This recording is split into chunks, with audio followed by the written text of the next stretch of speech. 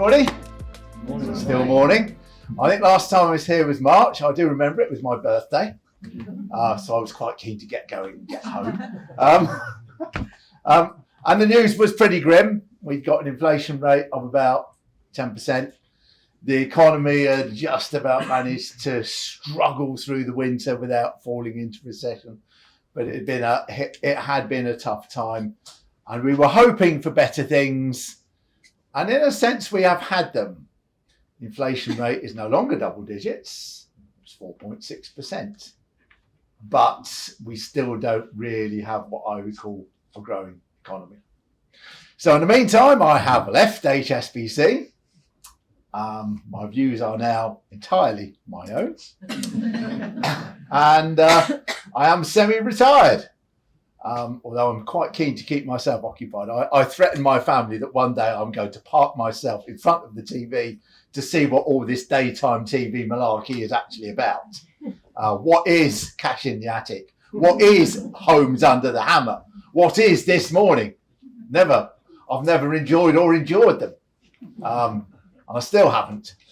But what I am free from is in-house corporate phishing emails, of which I used to get lots.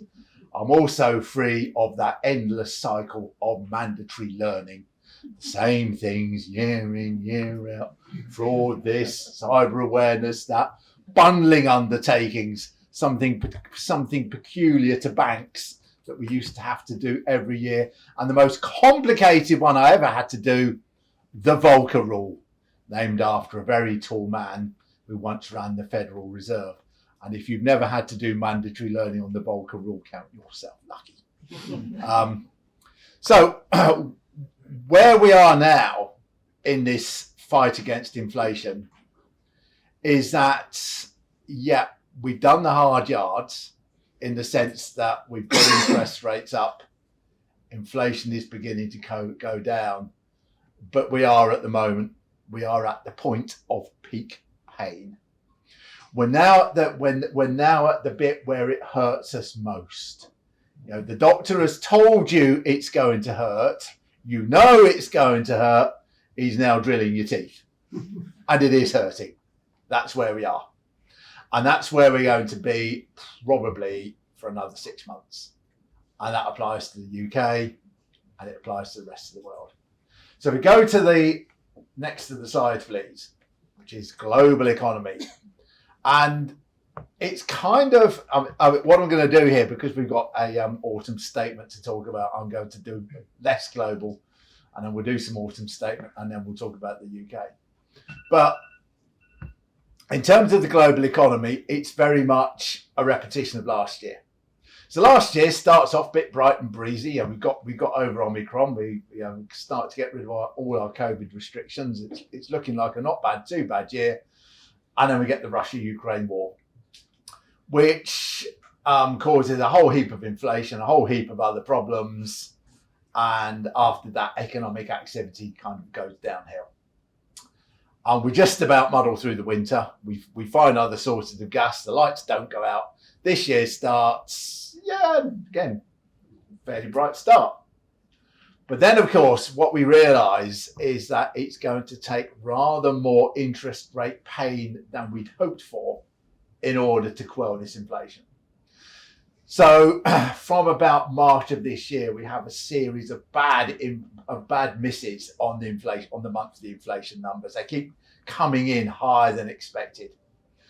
And you again get these expectations that interest rates are going to have to go to 6% or whatever, and that upsets everybody, and that starts to undermine it again. So we've been on the down slope throughout most of 2023. I suspect we might be nearing the bottom of that. But it's been, this year's been much the same as last year. Activity around the world is generally subdued. Global trade is contracting, not steeply, but it's contracting. China is in a right old mess. There's no other way to describe it than that. And that's another long story in itself. And it's a pretty subdued global economic picture. Next slide, please. So the two reasons for that ultimately is inflation the interest rates increases that have been necessary to deal with that, but there's something else as well. We've still got commodity issues. Commodity prices kind of bottomed out in the summer. They've been rising since. OPEC's been trying to get control of the oil market again. We've had worries about oil since it kicked off in the Middle East this early October. The gas price is a lot lower than it used to be. Well, sorry, it's a lot lower than it was last year, but it's still a lot higher than it used to be. And since the summer, commodity prices, mostly energy prices, have been rising again. So the message for business is, anybody involved with commodities, with raw materials, is that despite the falls we've seen, you are still paying more than a third for your raw materials than you were pre-COVID. And that's a semi-permanent increase in costs that's then been fed through the rest of the supply chains. And it applies particularly to oil and gas. So commodities is quite an important component of what's going on. And it is one of the key reasons why everything is so subdued at the moment. And the trouble is, I suspect it's going to remain subdued until at least this war in Ukraine comes to an end. So next one, please. So this is the words bit. Feeling the pain, yep, we're now at maximum, but at least I suspect the rate hikes have stopped. September was the big moment. The European Central Bank did an increase, but said that was almost certainly the last one. The Americans didn't do an increase. The Bank of England, they came very close. 5-4 vote. You can imagine there were kicks under the table, while they're all munching their jammy Dodgers to get that one through. Actually, in the end, it was a governor casting vote, but that's happened very, very rarely since all this started. So we're probably at the top of the interest rate cycle. You will see odd increases here and there. The Australians did one a couple of weeks ago. And so long as inflation now trends lower, that will be it. But the point that all the central banks are now trying to make is that rates are not going to come down tomorrow. They're not going to come down next month. They're probably going to come down the second half of next year. It's going to take quite some time. And what you have to bear in mind is that all these central banks have had one heck of a shock. Their core job is to keep the inflation genie back in the bottle where it was put in the 1990s. They've all let it out. They've all done the same thing. They've all been guilty of the same groupthink. You remember 2021's mantra, it's only transitory. No, it wasn't. So they're all under the cosh. The Australian central bank governor got the heave ho. There's Ben Bernanke sorting through the Bank of England to see what he can change. There was a House of Lords committee report came out yesterday. They're all feeling the heat. They're all feeling the scrutiny. They're not going to let this go again. So if you think they're going to take risks with cutting interest rates too soon, no, they're not. Next one, please. Fiscal targets and the charade that is our budgetary process. This was one of the biggest fiscal statements that any British government has ever done. And yet it wasn't even a budget. It was an autumn statement. But if it is a budget, why don't they just call it a budget? Why don't just say we're going to have 2 budgets a year rather than call it an autumn statement and still doing a budget? I mean, it's just bonkers. Why do we need 2 a year? What's wrong with 1? It was one of the biggest giveaways, totaling more than 90 billion over the forecasting horizon. It's one of the biggest giveaways outside of COVID. So it was massive. And yet the whole thing. Mark, you're edging towards the edge. Don't worry. So take a step. Don't worry. Sometimes we do this just to make like that. Do that just to make them nervous. If you're really lucky, I'll jump off the stage at the end. catch you. So it's all a rigmarole. And the reason he thought he was able to give away this money is that he got more headroom in his forecast. Why had he got more headroom in his forecast? Because of the fiscal drag and the fact that they're not changing the tax allowances and the thresholds aren't changing. And especially with inflation, we're all coughing up more tax. So what they've done, they always forecast till horizon about 5 years out. And with this set of forecasts, they rolled it on a year to 28-29. Well, 28-29, you've got assumptions about spending, but of course you've got a ton more revenue because you've got more fiscal drag. So of course he gets more headroom. It's not difficult. Any of us could do this forecasting because all you do is you take the Treasury's assessment of how much the measures are going to cost.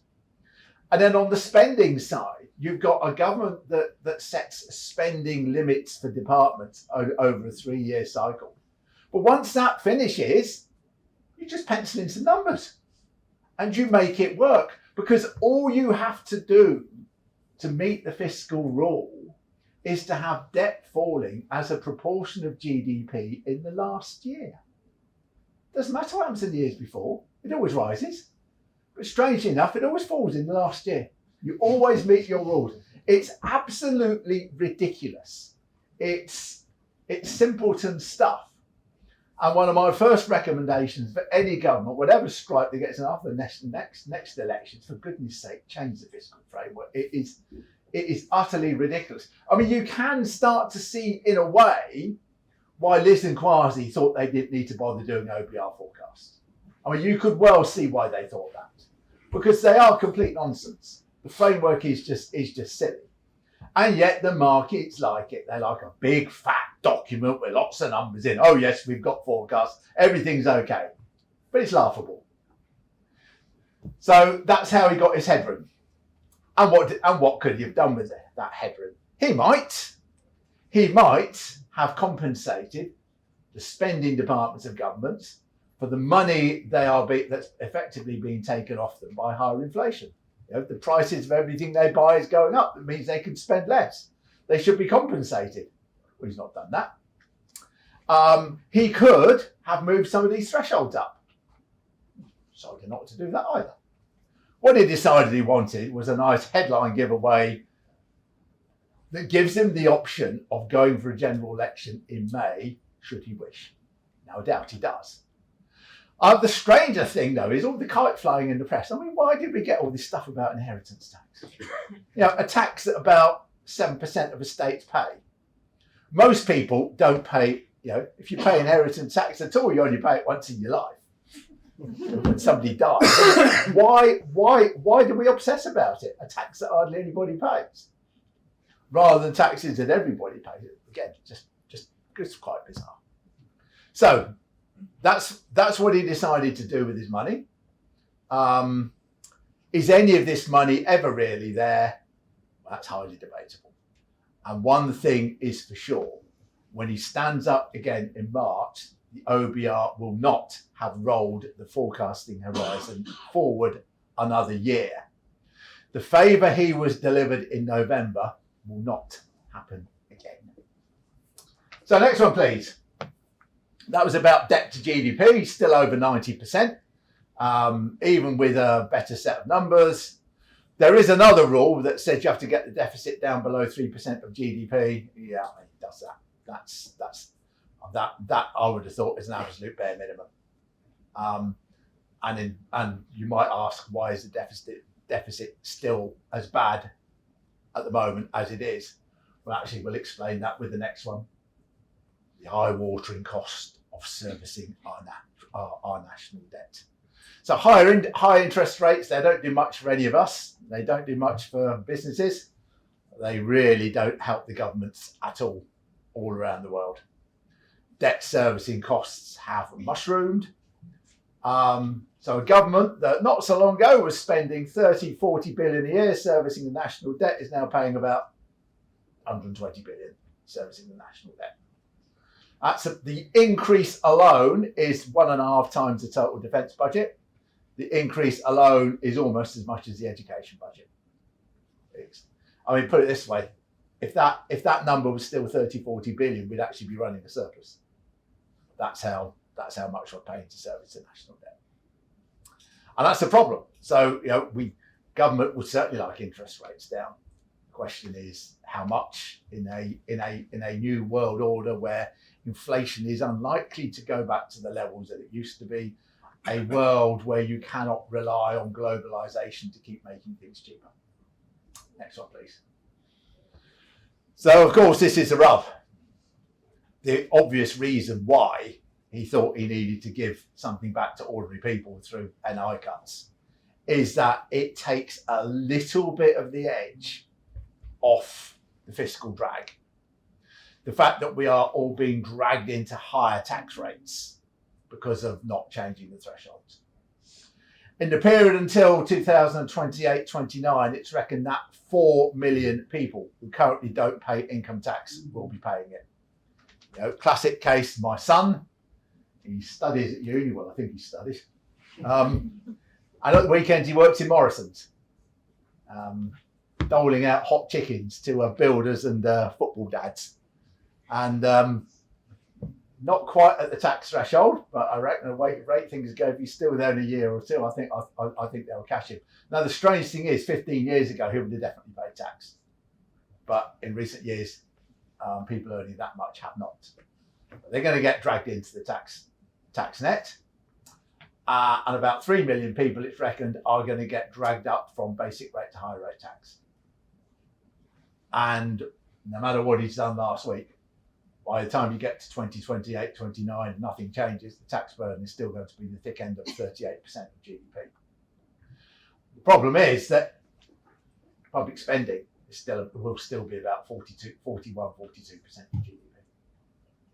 So we have not gone any way to sorting out the long-term fundamentals of our public finances. And I would contend that actually no government over the next 30 years should really be cutting taxes unless they make accompanying cuts in spending, because we can't afford them. The debt burden is simply too high, and needs to be got lower. And the quicker we set about doing it, the better. We failed to do it in the past 10, 15 years. So you go back, Gordon Brown, what was the accusation we used to say about old Gordon? No, he never mended the roof when the sun was shining. Well, maybe he didn't. But when he moved into number 10 from number 11, the debt to GDP burden was under 40% of GDP. On that same measure, and the government now using a different one which flatters it a bit, on that same measure it would be about 97 now. So we've really not got to grips with this, have we? The damage that was done by the financial crisis was not really undone, and then there's been more damage done by COVID and by energy support measures. So next one, please. So what do you think he was playing at? Is it scorched earth tactics for the next election? Because whoever comes in after that election has got some really tough choices.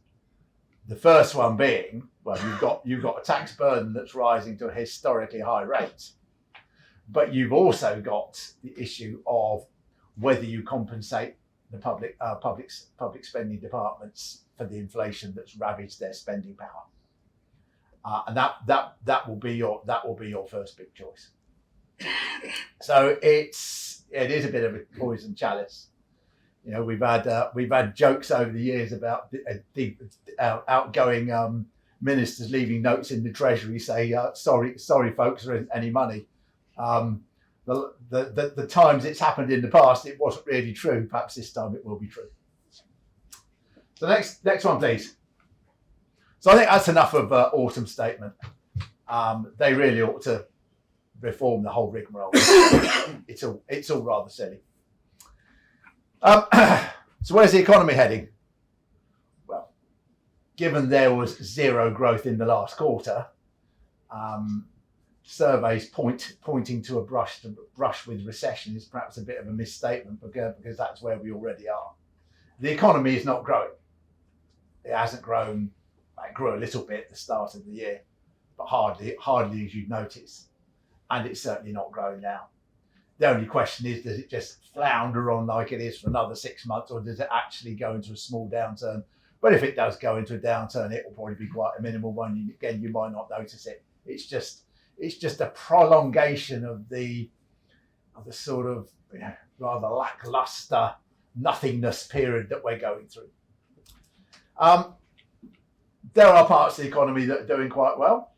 The IT and comms sector, for instance, is a sixth larger than it was before the pandemic. And there are other bits of the economy that are bigger. Hospitality actually is bigger than it was pre-COVID, and so some other bits. But there are bits that are obviously struggling. The car industry has had a pretty rough time. We're making about half the cars that we used to pre-COVID. House building, that's obviously struggling. We'll talk a bit more about that later. Anything to do with commercial real estate, especially office blocks, isn't doing great. And anything to do with moving house. And then there's the high street. Next one, please. Trouble on the high street. When I came last time, I would have talked about the notion of retail reversion. I described in colourful detail my spending patterns of my neighbours, what they'd all got up to during COVID, and how all those big one-off purchases on barbecues and garden furniture had all been brought forward, and that was it. And that we were going to take a breather. We did, and we still are. Helped along by the very sluggish state of the housing market. So, what would happen at the moment? You go into your local furniture retail outlet. It probably won't exactly be crowded out the doors, will it? Go down the road to the local garden centre, and the cafe will be absolutely heaving. All the 60-somethings out, enjoying their coffees or whatever they do. The thing is, 60-somethings might buy a lot of coffee, but they don't buy a lot of much else. A few garden plants and they're the ones that sit at home watching Catch in the Attic and Homes Under the Hammer. Now, your youngsters who will be spending the money, they're not, because they're worried about the cost of their mortgage. And so we have this situation on the high street where the amount we are buying from shops in volume terms is down 4% from pre-pandemic. The amount we're buying from household goods stores, departments, shops, furniture stores, is an eighth down on where it was pre-pandemic. That's why they're struggling. That's why John Lewis keeps saying they're not going to make any profits for about another 5 years. That's why Wilco went bust and all the rest of it. That's the bit of the high street that is really under the hammer. Because although in aggregate we've still got tons more money in our banks than we had before the pandemic, most of it's for the older generation who don't want to spend it.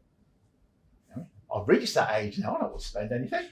What do I want? What do you want for Christmas, Dad? Vinyl records, chocolate, whiskey and coffee. That's about it, really.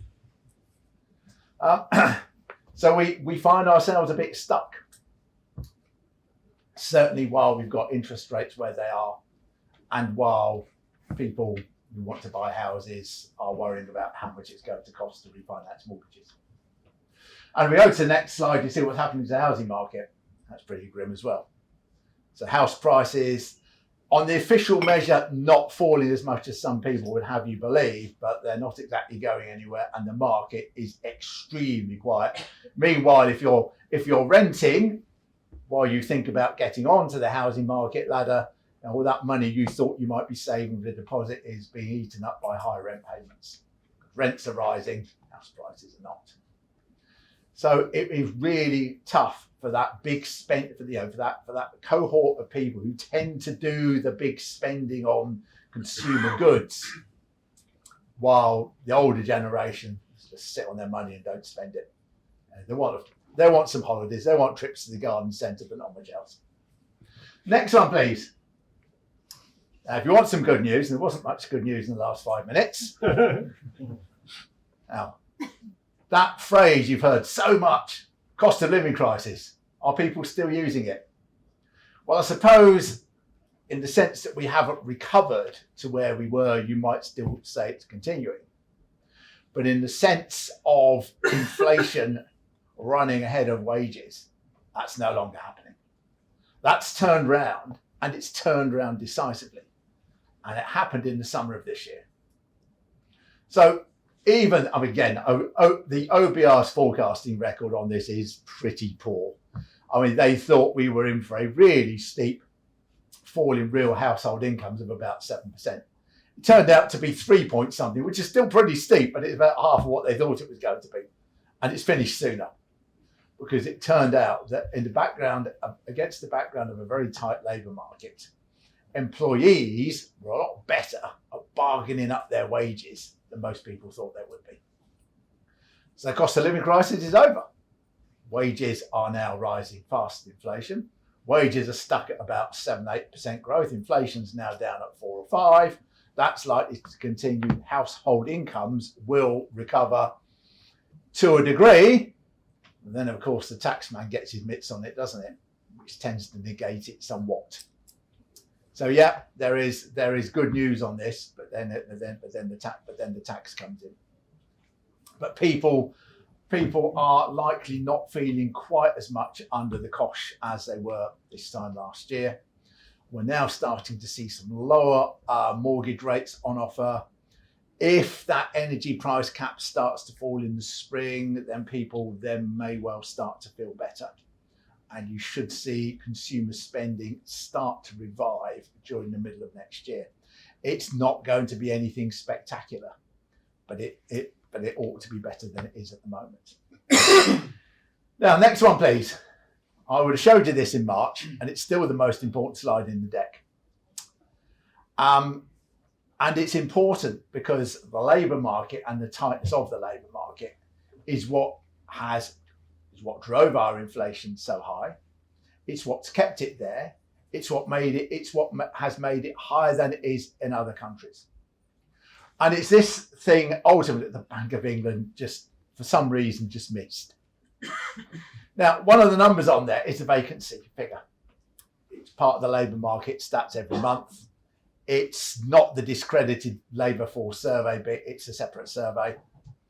Therefore, probably reasonably reliable. And what happens is, before the pandemic, it's not a number I would ever even have looked at on a monthly basis, because it was always 600, 700, 800,000, never made any difference what it was. You had a feeling in your head that if it ever got over about 800,000, there would be trouble, that the labour market would get tight and there'd be upward pressure on wages. But it never happened. And then we go into the pandemic, we come out of the pandemic, and as we come out, that number is suddenly not 800,000, but it's suddenly 1.25 million. And it peaks at nearly 1.3 million. In other words, we are stratospherically higher than we have ever been before. It is therefore not in the least a bit surprising that we generate labour market pressures and that those feed through to wages. And you'd have all seen this, whichever business you're in. You've struggled to get people for the past 18 months. You've got to bite your tongue and keep people in your business who you'd sooner really went somewhere else. You've got to be nice to them. You've even got to give them pay rises, for goodness sake. Because the boot is now on the other foot. The employees have got the bargaining power. And people said, oh, no, nobody's had any bargaining power. Workers haven't had any bargaining power for nearly a generation. They wouldn't know what to do with it if they saw it. Absolute rubbish. They've been piling in there fairly quick. And they're now troughing pay rises out of you of nearly 8% a year on average. So it's that tightness of the labour market that's key. It is loosening. It needs to loosen further. That vacancy number, the most important number in any economic presentation, is now about 950,000. When it gets under 850,000, I will be a lot happier. And that's probably going to be about the spring of next year. And then you can start to think about the pressures on inflation easing in a manner that is sustainable. Check that it actually is happening, and 6 months later, the way might be clear for interest rate cuts. Next slide, please. Because after that 5-4 vote in September, we are now very likely at the summit, but we're going to stay there for some time. Looking at one rate cut out of the UK very late in next year. and late next year, for the simple reason they will need to be sure that they've done the job. They are in enough. The Bank of England is in enough trouble as it is without cocking it up a second time.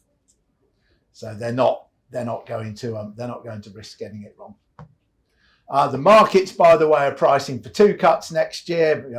Markets do what markets do. They change their mind with the wind, and they could easily be pricing for only one next week. But I reckon only one in the end of next year. Next slide, please. So, stagflation nation, that's us. An economy that's not growing much. The pace of growth should pick up. On a quarterly growth basis, currently around 0. I've got that tracking up to about 0.5% a quarter in 2025. That would be kind of back to pre-pandemic normal. And what that means in terms of annual growth for this economy is about 0.5% this year, 0.5% next year, and about 1.5% the year after. 1.5% is not great, but it would be good in any year post about 2016. And what it also means is that by the time we get to the end of 2025, this economy, in real terms, will be about 4.5% bigger than it was pre-COVID. That is less than 1% a year growth. And actually, it's even worse than that. So Jeremy does his statement last Wednesday in his best Undertaker tone. He didn't send me to sleep this time. March, I was up at York at the racecourse doing an event. Everybody was having their lunch. I thought I'd sit down, listen to the budget. Next thing I'll get a tap on the shoulder. Mark, you fell asleep. Well, listen to the budget. What do you expect?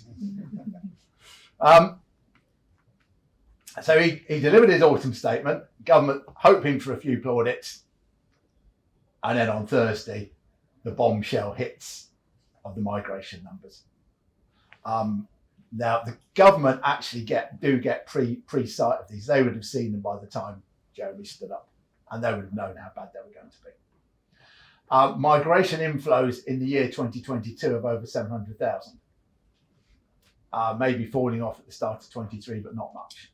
So huge influx of migrants of one sort or another, a lot of students, quite a lot from Ukraine and Hong Kong, but very strong underlying numbers.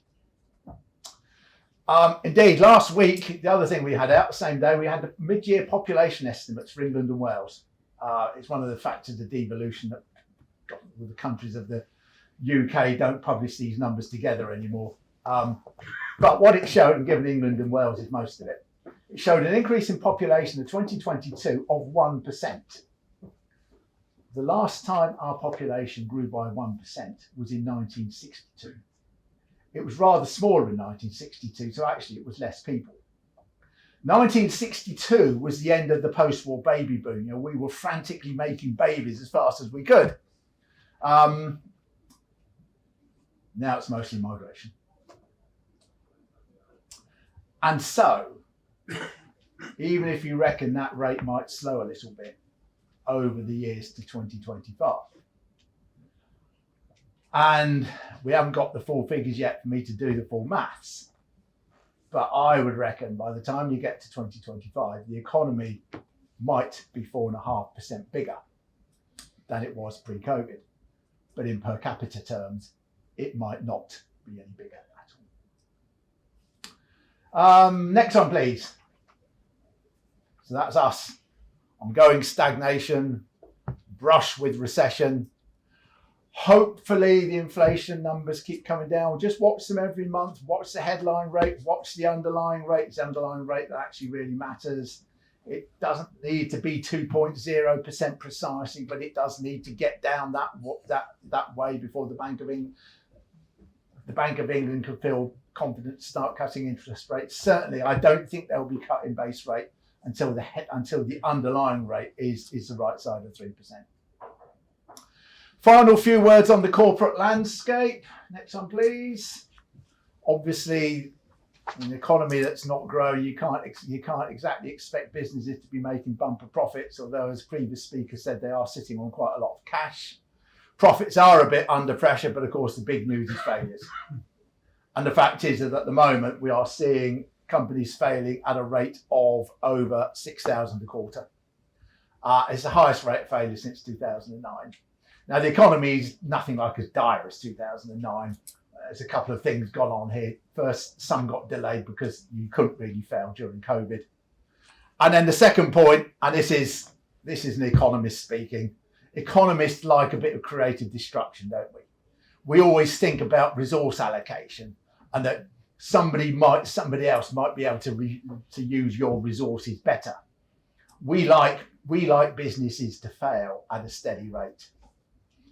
We don't get rich out of it like the recovery and turnaround people do. We just think it's good for the economy. And when interest rates were so low, you didn't have many businesses failing. And the development of that class of what we call zombies, businesses that weren't really doing much, half alive, half dead, clogging up markets, clogging up industries. You know, they struggle on and then they run out of money and then some nice bank manager will come and lend them a bit more and they keep going. Well, now the zombies are being cleared out. This is the zombie apocalypse. And it's going to carry on for a while, I think. But one of the positive consequences is by the time we get through this, resources in the economy will be being better allocated, and that will help our productivity growth going into the medium term. So I'm afraid it's going to be uncomfortable for those who are the zombies and those on the end of this, but I'm afraid it's a necessary economic process, and the very low interest rates of the last decade did suppress the rate of failures. Next one, please. So quick round up the corporate landscape, yet tough from the failures point of view. But actually, as inflation comes down, that does companies some failures. Some favours. You start to get more certainty about your cost base. You start to, well, if nothing else, you start knowing people. It's easy to work out when people are having you on when they're trying to stick their prices up, and you can maybe resist better. A more stable landscape does help that. And as interest rates stabilise and market rates even start to edge down, you will see some of the finance people, some of the lenders becoming, their appetite will start to improve again. So it's not all bad, although in terms of failures, it's going to be pretty tough for another year or so. Final slide, that's me, my new incarnation. How do we sum this up? Yes, better news on inflation, not better news on growth. You're going to have to wait for that. I think in terms of wanting an economy that's going to start growing at a noticeable rate, you've probably got the best part of another year to wait. Hopefully by then, with inflation having definitively gone away, the economy will then be primed for at least a modest recovery. And that will pave the way for the next government or whatever stripe to think about the long-term stuff, the long-term productivity challenges. And we know it's about planning, and we know it's about skills, and we know it's about investment and all that. But it's also about something else. And the something else, that big conversation whenever companies get together, but that's something else that is not in the government's remit. There's something else that's very much in the remit of every single company. And that's the way we work. Because despite early hopes and early research during the pandemic that seemed to show that working at home was more productive than working in the office, it turned out that the people who did that research got their spreadsheets wrong, just like the Office for Budget Responsibility, and actually the opposite was the case. And so you can maybe leave the government to do the planning and the productivity and the skills agenda and the investment agenda, but every business I suggest is going to have to give some serious thought about how its people work. That will be the big thing on your agenda for the next few years. Thank you very much.